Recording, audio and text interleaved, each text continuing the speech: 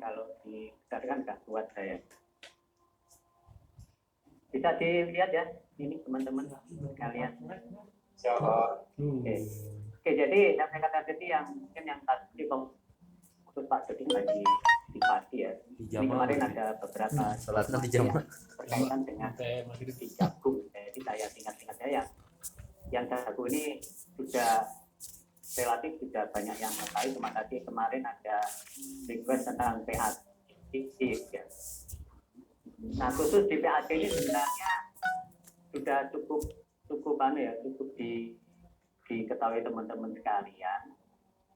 Terutama ini mungkin yang ada yang perlu diperhatikan lagi tentang kapan aplikasi yang tepat untuk PAD sebenarnya. Jadi PAD ini termasuk pratumbuh atau sebelum iringan itu sebelum gulmanya itu muncul bunga yang paling mudah diindikasikan seperti itu. Jadi kita gulma muncul 2-3 daun atau lebih atau ya 2-3 daun pokoknya sebelum berbunga itu pas yang diaplikasikan atau secara umur jagung itu sekitar kurang lebihnya 2 minggu ya. 2 minggu setelah tanam jagung itu biasanya gulmanya itu yang pratumbuh. Terus arah semprotan memang lebih bagus itu terfokus di gulma. Meskipun sebenarnya dia itu selektif ya di tanaman jagung, tapi dalam kondisi tertentu itu bisa menyebabkan keracunan. Itu biasanya daunnya berwarna keputihan, terus agak gosong gitu ya. Beda dengan gulai, kalau gulai kan putih, terus ada kayak sporanya. Tapi kalau kena efek PAD ini biasanya agak gosong, terus berwarna keputihan, agak gosong itu biasanya. Terus menyemprot saat terus kondisi tanah itu lembab atau tidak terlalu kering. Karena proses metabolisme tanaman itu kan pada kondisi ada air. Nah, proses masuknya PAD dia harus ada proses metabolisme yang optimal ya, sehingga bisa diserap dengan baik oleh gulma dan menyemprot saat cuaca cerah. Ini maksudnya karena dia itu sistemik, dia perlu proses untuk diserap oleh tanaman. Sehingga sebaiknya seperti aplikasi seperti glifosat ya, Rainbow itu 6 jam setelah aplikasi tidak turun hujan. Karena adanya proses yang diperlukan gulma untuk menyerap larutan PAD tersebut. Itu untuk PAD. Nah ini standar ya, hasil lagi juga. Nah ini ciri-ciri dari tanaman jagung itu terkena keracunan. Ini keracunan bisa terjadi karena dosis terlalu tinggi, terus juga mungkin kondisi tanah yang kering tadi ini biasanya terjadi seperti itu. Tapi selama pucuknya ini tidak sampai mati, masih bisa pulih lagi. Biasanya 3-5 hari atau 1 mingguan lah itu bisa pulih, atau setelah dipupuk itu akan pulih kembali. Meskipun sebenarnya yang sampai kering itu tidak bisa kembali hijau ya, karena sudah klorofilnya sudah mati. Itu biasanya seperti itu. Nah yang selanjutnya yang berkaitan dengan PAD juga yaitu Halmeron. Mengapa kita kenal Halmeron ini? Ini di beberapa area tertentu ini PAD dan sejenis seperti Calaris, Cayapes atau lainnya sudah mulai adanya resistensi gulma atau mulai kebal dan golongan atrasi dan period. Nah ini perlu ditambah bahan aktif lagi namanya nikosulfuron. Di beberapa daerah tertentu ini yang misalnya yang mulai kebal ini bisa dikendalikan dengan yang tambahan nikosulfuron. Jadi Halmeron ini pakai dosis 2 tutup juga per tangki. Ini dengan kondisi gulma seperti ini juga sudah cukup bagus untuk mengendalikan. Di beberapa daerah, Halmeron ini memberikan hasil yang signifikan terhadap pengendalian gulma di tanaman jagung ya. Karena gulma-gulma di gulma-gulma itu gulma-gulma yang istilahnya ya yang kebal terhadap PAD yang biasa itu seperti golongan rumput geriting, terus juga ada ulangan yang di beberapa daerah seperti ini rumput geriting seperti ini biasanya dengan PAD biasa kurang kuat. Seperti di Jawa Timur, di Sulawesi, NTB ini juga sudah mulai dilaporkan kebal adanya gulma sejenis geriting ataupun rumput kawat kalau orang mengira. Ini ada juga yang ditambahkan di sebelum olah tanah itu PAD atau almerotasi dicampur dengan Optimus ini. Jadi ini dilakukan untuk sebelum olah tanah di tanaman jagung karena Optimus ini juga tidak selektif. Jadi almerot ini di beberapa daerah yang sudah kebal, ini sebelum olah tanah ditambahkan Optimus. Itu untuk mencegah gulma-gulma yang sudah mulai kebal terhadap PAD biasanya. Ini seperti gulma seperti ini ya, kalau di Sumatera atau Karo itu namanya isi, kalau di Sulawesi namanya itu eta-eta. Ini gulmanya mirip dengan tanaman jagung, ini juga mulai kebal terhadap PAD yang biasa. Ini dengan almerot bisa lebih kuat lagi. Nah, kompetitor almerot, kalau kompetitor PAD saya kira teman-teman sudah hafal ya. Yang kompetitor almerot ini ada yang neukron dari SKD, terus ini bisa disandingkan dengan konve ya. Kalau tidak banyak konve ini bisa juga disandingkan dengan almerot kita. Ya, dan lainnya yaitu Cornella, Herbanator yang antara atrasin dan unsur-unsur. Nah, kita itu lebih lengkap ada 3 banatif plantun yaitu atrasin, mesotrion, unsur-unsur. Nah, ini tetap nonton ini juga untuk telat atau telat PAD telat atau juga mungkin sudah PAD atau lainnya tapi belum masih subur-subur, itu dan kita masih aktif dengan nonton dalam tanda petik harus menggunakan tumpuk tadi. Ini sekilas untuk hama-hama lain di tanaman jagung saya kira sudah cukup hafal ya. Nah, ini mungkin ada beberapa teknik di jagung manis terutama ini yang perlu diingat.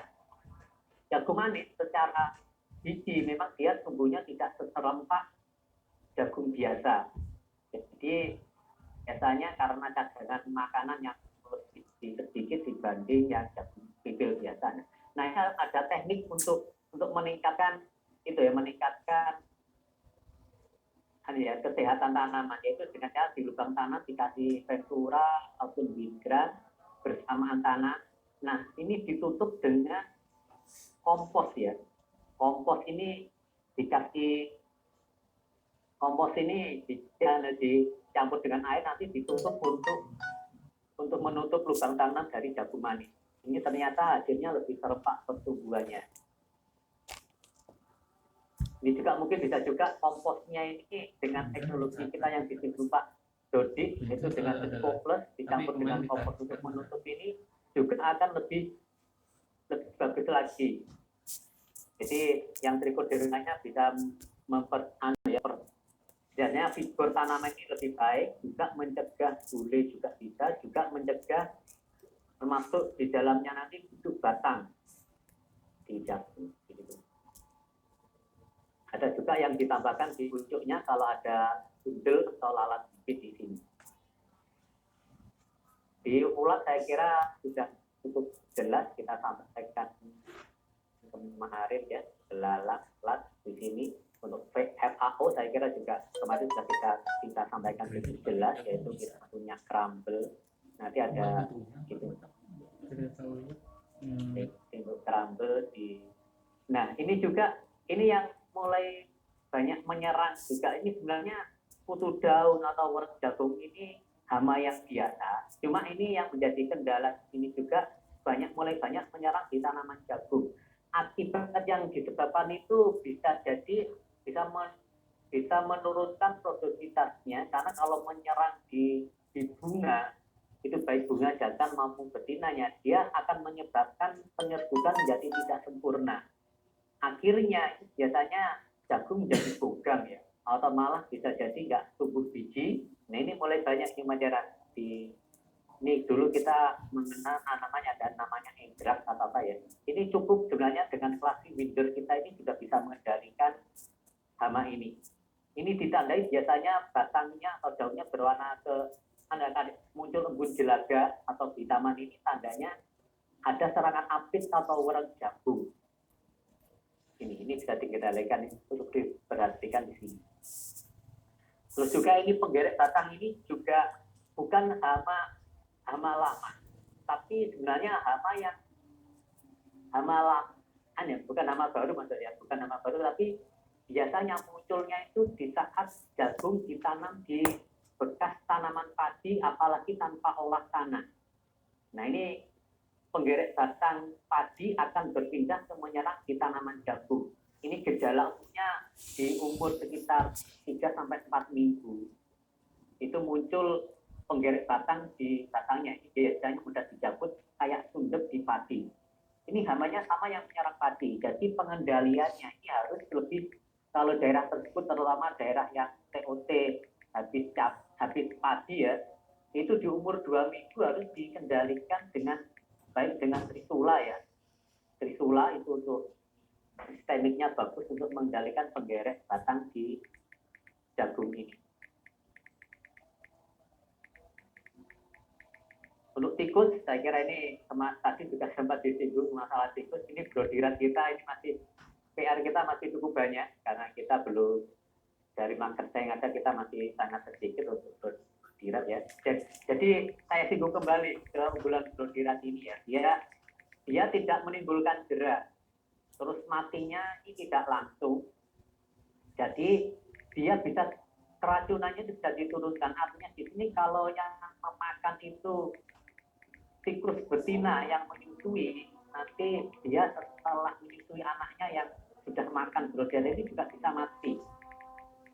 Terus dia tidak efek jerat tadi karena dia temannya tidak tahu yang dimakan itu apa, dia sampai mati itu dia. Karena tikus kalau melihat temannya mati langsung setelah makan sesuatu dan tidak berani memakan yang sama yang dimakan teman yang mati lagi biasanya begitu. Nah ini juga ada brodirat ini juga misalnya juga ada zat aditifnya atau zat yang menarik tikus untuk makan.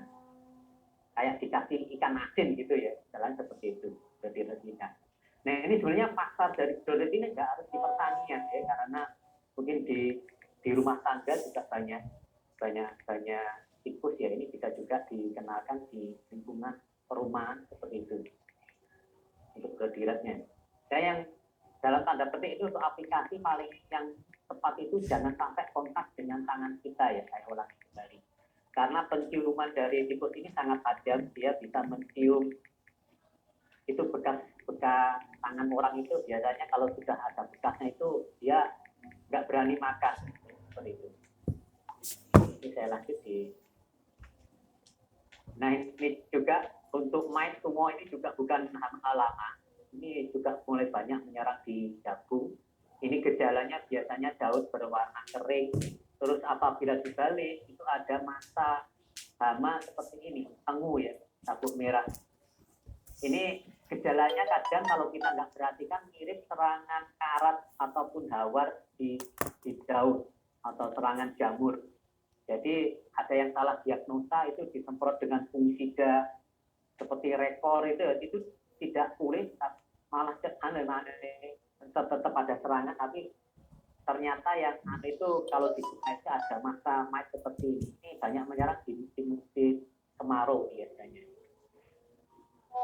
Ini kita punya samit ataupun promektin bisa digunakan untuk mengendalikan mites ini. Untuk boleh saya kira sudah cukup jelas untuk demo kita untuk perlakuan. Nah ini yang mungkin yang menarik teman-teman kita ya. Di lapang mungkin di kios pasti teman-teman kafe ini banyak menemui Inturmec ini ya. Inturmec ini dari BASF yang digunakan untuk treatment. Ini sudah mulai banyak beredar di sektor pertanian. Nah, produk kita itu yang mirip kita Inturmec ini kandungannya dimetamorf dan piracostrobin. Kita punya dimetamorf yang SC ya, 500 SC dan Piroxta 250 SC itu juga piracostrobin. Jadi dengan paket ini nanti kita sebenarnya Virosa ini juga yang kemasan 10 mili seperti Demov ini ya. Jadi nanti bisa berupa paket untuk pengendalian treatment bule di tanaman jagung kita. Trikopus tadi menyinggung dari pertanyaan ada beberapa teman tadi ya untuk Trikopus ini fungsinya kalau ini di treatment di jagung ini bisa untuk mencegah bule, bisa mencegah bule juga termasuk nanti busuk batang juga. Di treatmentnya cukup mudah sebenarnya, 3-5 gram per 1 gram benih itu sudah sangat efektif. Jadi ketika 1 sendok makan per kilo itu ya, itu dalam 1 sendok itu sebenarnya sekitar kurang lebih 12 gram. Jadi 1 sendok peres itu sudah cukup untuk 1 kilogram benih kalau untuk industri Trikopus kita ini. Ini di pertama juga sudah mulai banyak menggunakan ini. Ini fungsinya menyerempakkan pertumbuhan, juga figur tanaman menjadi lebih baik di awal-awal pertumbuhan. Maaf ini. Nah, selanjutnya itu busuk batang. Ini busuk batang ada 2 jenis, yaitu disebabkan oleh jamur dan bakteri. Nah, kalau untuk jamur kita menggunakan sebenarnya bom padi sudah bisa ya untuk mencegah ini. Jadi bom padi sebenarnya mengapa kok mati gadis ini biasanya karena muncul di pas janten ya. Janten kalau busuknya kering ini seperti biasanya disebabkan oleh jamur. Ini kalau nggak ada magenta kita bisa gunakan sebenarnya bom jagungnya. Nah kalau basah seperti ini biasanya disebabkan oleh bakteri. Ini biasanya bakterinya Xanthenum ya, bukan Pseudomonas. Ini kita nggak punya bakterisida lagi, tapi yang kita punya adalah Coptet. Meskipun dia sebagai fungisida, dia juga bersifat bakterisida di sini. Yang terpenting sebenarnya untuk busuk batang atau mati gadis ini, yaitu organik yang cukup itu juga bisa membantu mencegah serangan penyakit ini. Karena sifatnya ini kalau busuk ini harus mencegah ya, karena kalau sudah busuk ini relatif akan lebih sulit lagi dikendalikan. Ini sama tadi ya, dari Trikopus sudah digunakan bersama dengan tanam tadi. Nah, semua penyakit di jagung sebenarnya bisa kita gunakan jagung ya. Jagung di sini gotong bengkak ini juga. Tentang Virosa yang tadi saya preventif, protektif dan kuratif, artinya dia bisa mencegah, menyembuhkan juga istilahnya mematikan jamur yang menyerang tanaman kita. Nah, dia juga bisa diberikan ZPT karena dia punya efek ini ya, dia ZPT memacu pertumbuhan awal sehingga hijau daun itu lebih baik. Terus juga di sini juga kalau digunakan di tanaman padi atau juga bisa memperbanyak anakan, mempertahan agar bunga tidak gampang rontok itu juga bisa termasuk di sini.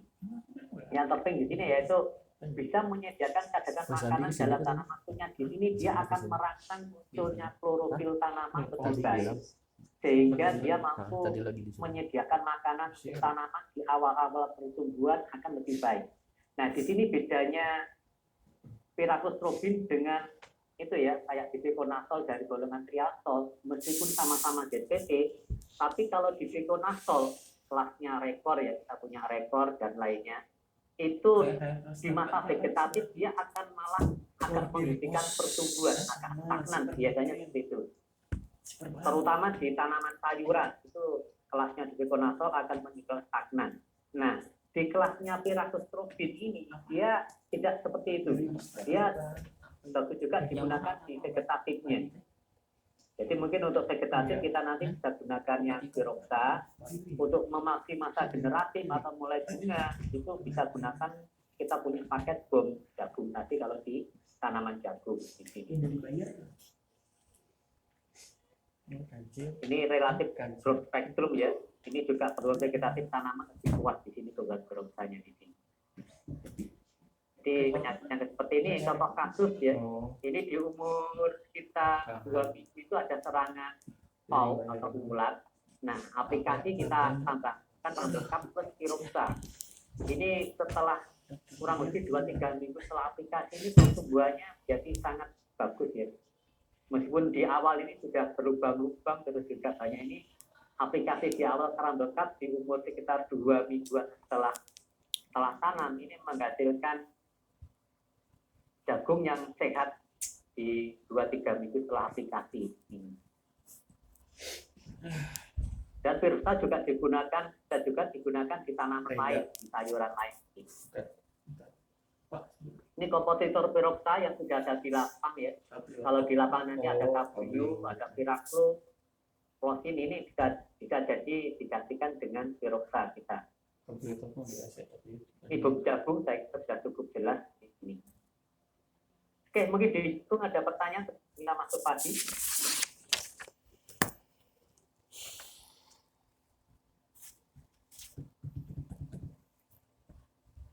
Kita lanjut ke padi dulu sekalian ya. Saya Pak, bertanya Pak. Oh, oke, silakan Mas Adi. Iya Pak, yang saya tanyakan begini Pak.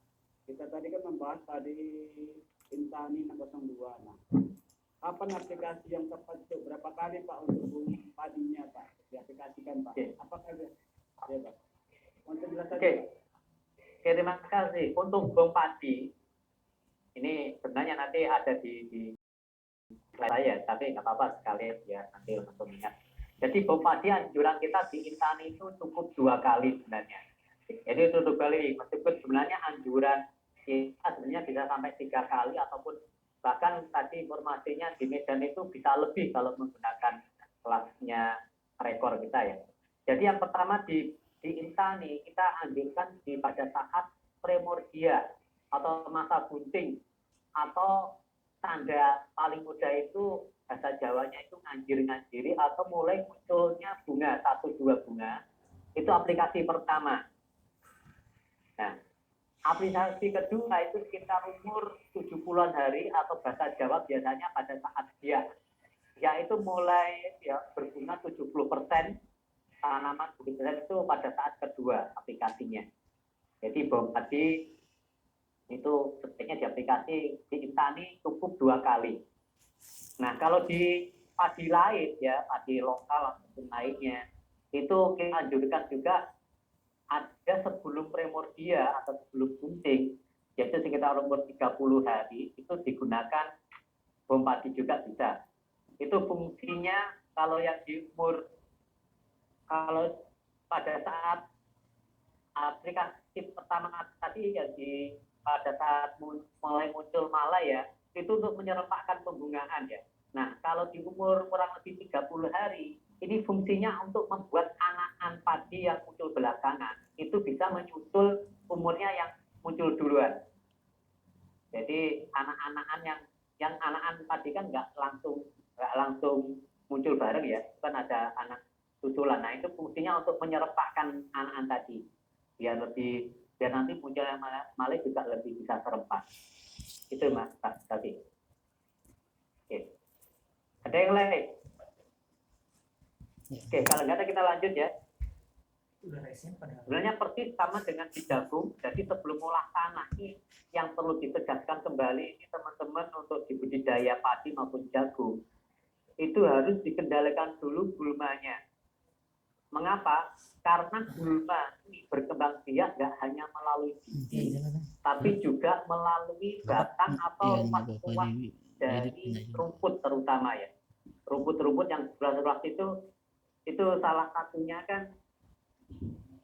satunya berkembang melalui batang-batang atau buku-buku dari ini. Nah, kalau cuma diolah, ini nanti malah menyebarkan calon-calon gulma baru.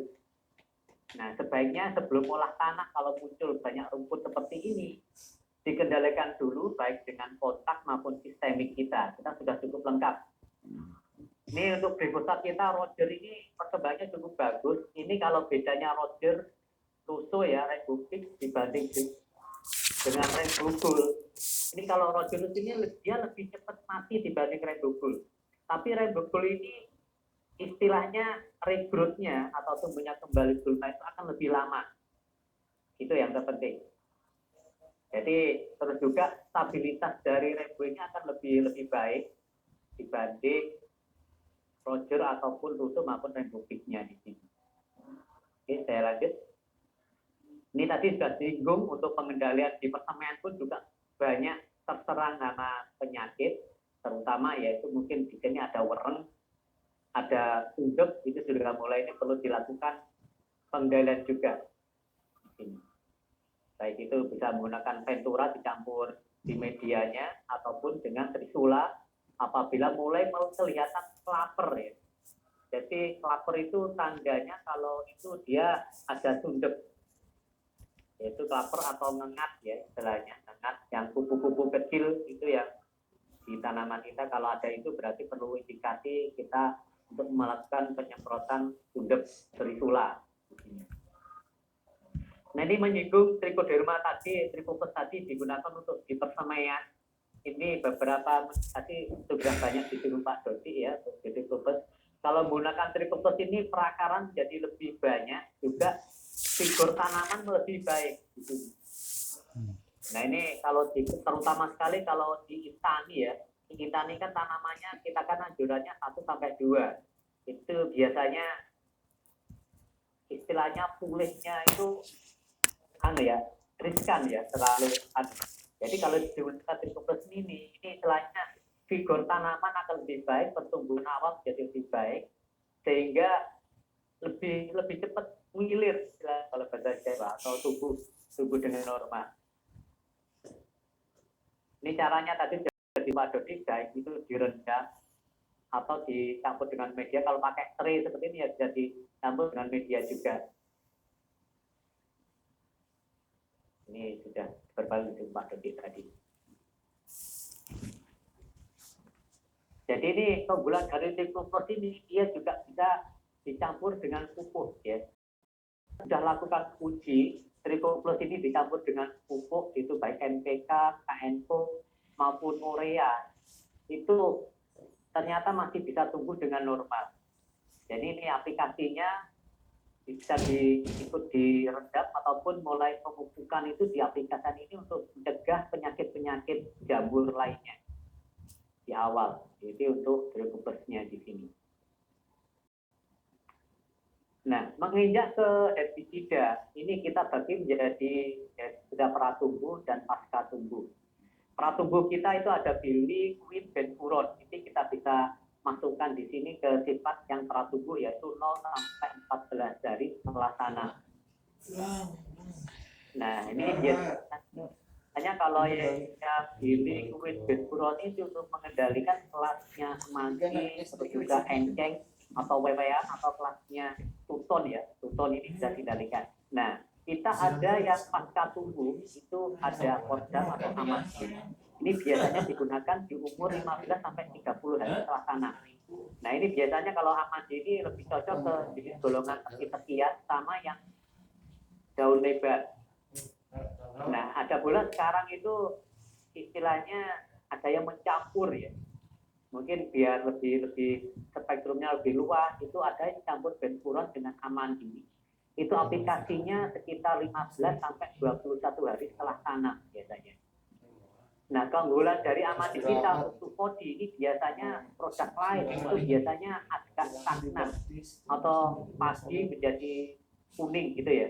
Nah, amandi atau produk kita ini relatif lebih aman dibanding tupodi sejenis. Jadi bisa diaplikasikan lebih aman untuk di umur 14 sampai 21 hari setelah tanam ini.